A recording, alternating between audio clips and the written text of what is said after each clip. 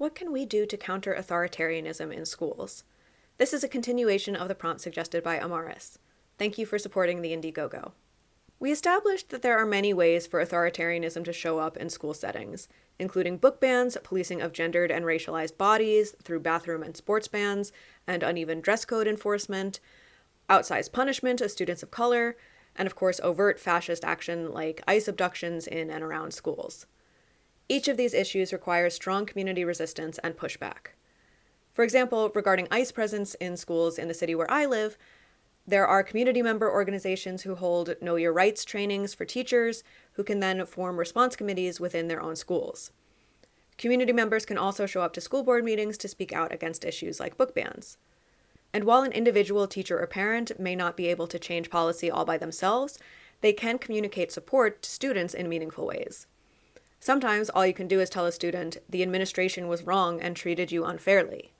I've done that, and it does suck because it feels like way too little, but I think that validation is an important measure against students internalizing the ways in which these systems can degrade them. On a larger scale, I see two major ideological pushes that we need to all be extremely vocal about and demand that politicians respond to. One is reclaiming the purpose of education from people like Secretary of Education Linda McMahon, who has repeatedly devalued education that does not directly lead to an obvious and straightforward job outcome. To her and her ilk, education is not about the development of critical thinking, but rather the production of a workforce. Yet droves of young adults with higher education degrees are now facing a barren job market. Tons of people are asking what the point of being educated is. Well, the point is to be able to think and learn and love the experience of building knowledge.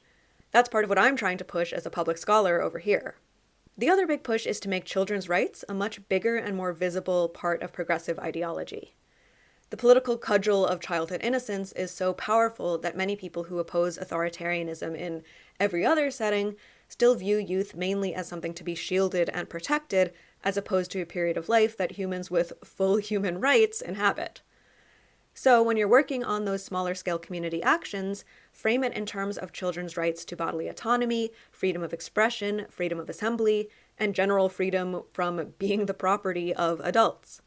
We've got to lay this foundation if we're ever going to build a better version of education for young people.